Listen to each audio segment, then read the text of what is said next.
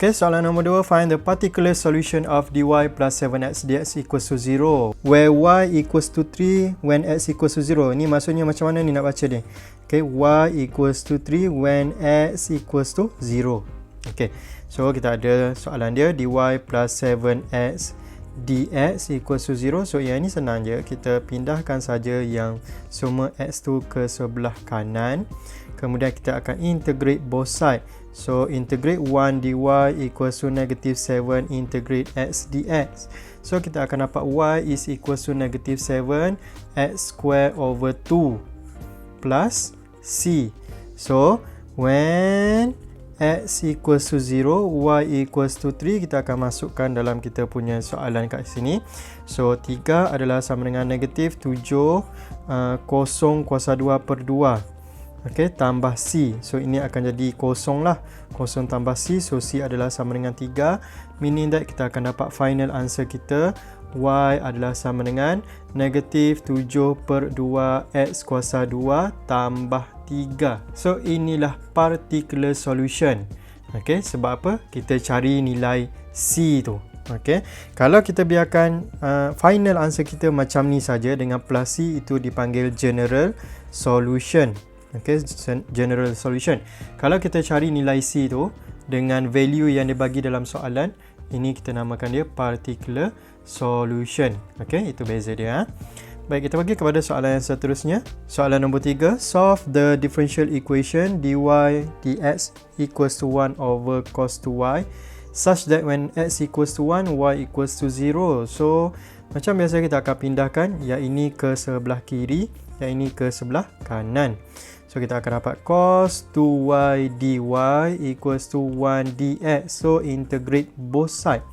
So integrate cos 2y, kita akan dapat sin 2y over 2 equals to x plus c. Okay, kemudian kita akan gunakan ini when x equals to 1, y equals to 0. So sin, okay, kita tulis dulu, when x equals to 1, y equals to 0, maksudnya sin 2 times 0 over 2 equals to 1. Okay, so sin 0 adalah sama dengan kosong. Tambah c tambah c. So ini adalah sama dengan kosong.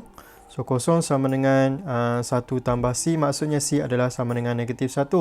So kita punya final answer kita, okay, dia akan jadi macam ni, sin 2y over 2 equals to x minus 1. Ingat kamu akan terus substitute nilai ni selepas kamu integrate. Terus cari nilai c tu.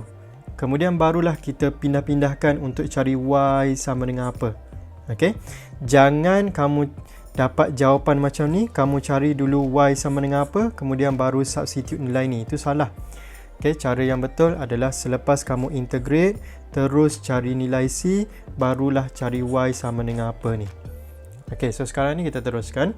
So ini akan jadi sin 2y equals to 2x minus 2. Kemudian 2y is equals to arc sin 2x minus 2. So y is equals to 1 over 2 arc sin 2x minus 2. Okay, so selesai untuk soalan nombor 3. Baik, soalan nombor 4, solve the differential equation dy dx equals to ey given that y equals to 0 when x equals to 0. So ini sama sahaja step dia. Okay, kita ada dx kat sini. So ini saja pindahkan ke sebelah sana. Oh, ini e to the power of y. So pindahkan ke sebelah kiri. So kita akan dapat 1 over e to the power of y dy equals to dx. So e to the power of negative y dy equals to dx ataupun 1 dx. Kemudian kita akan integrate both side.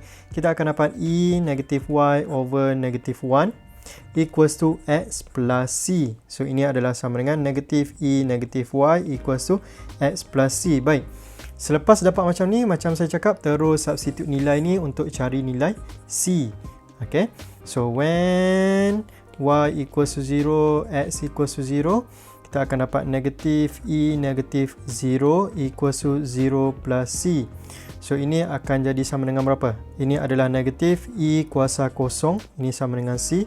So E kuasa kosong adalah sama dengan 1. So C adalah sama dengan negatif 1. Okay, meaning that kita punya jawapan sekarang akan jadi negatif E negatif Y equals to X minus 1. Kemudian kita akan cari Y sama dengan apa sekarang. So kita pindahkan dulu yang negatif ni. So E negatif Y equals to 1 minus X.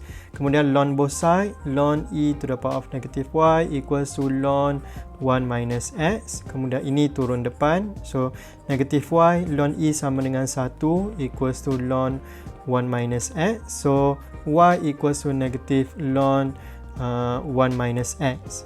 Okay, itu sahaja untuk soalan nombor 4. Okay, soalan nombor 5 kita teruskan lagi. Soalan nombor 5. So kita akan ada y minus 2 x dy over dx. So yang ini pindahkan ke sebelah sana, kita akan dapat 1 over y minus 2 dy equals to x dx. Kemudian integrate both side. Yang ini kita akan dapat ln y minus 2 over 1. Kenapa over 1? Sebab differentiate yang ini dapat 1. Ingat with respect to y. Kemudian ini adalah sama dengan x square over 2 plus c. Kemudian terus cari. Okay, when x sama dengan berapa tu? 0. Y sama dengan 5. Okay, ini y sama dengan 5 when x equals to 0. Cara baca dia. Kemudian kita masukkan. So ln 5 tolak 2 sama dengan 0 kuasa 2 per 2 tambah C. So kita akan dapat C adalah sama dengan ln 3. So sekarang ni jawapan kita akan jadi ln y minus 2 equals to x square over 2 plus ln 3. So macam mana nak buat ni? Okay, ln ni kita akan bawa pergi belah sana. So kita akan dapat y minus 2 equals to e to the power of x square over 2 plus ln 3. Okay, so y minus 2 gunakan ini kita gunakan rules of indices. X square over 2 times e ln 3. So bila kamu nampak e to the power of ln 3 ni, kita boleh turunkan ke bawah. Maksudnya dia akan jadi y minus 2 equals to e x square over 2 darab dengan 3. Okay, kemudian kita pindahkan yang negatif 2 ni. So y equals to, ini kita tulis macam ni, pastikan constant duduk depan, tambah 2. Okay, so selesailah untuk soalan ni. Baik, soalan nombor 6 ni saya tak akan buat. Okay, saya bagi jawapan dia, kamu boleh try buat sendiri.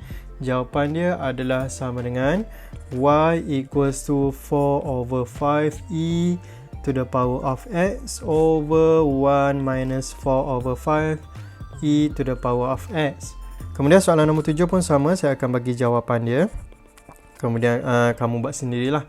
So jawapannya adalah y equals to 1 over 2 ln 2 ln 1 plus sin square x plus e square. Okay, ini adalah jawapan dia untuk soalan nombor 7. So kita dah selesai subtopik 2.1 iaitu separable variable. Next kita akan masuk kepada 2.2 iaitu integrating factor ataupun first order linear differential equation. Okay, so itu sahaja untuk kali ini. Thank you guys.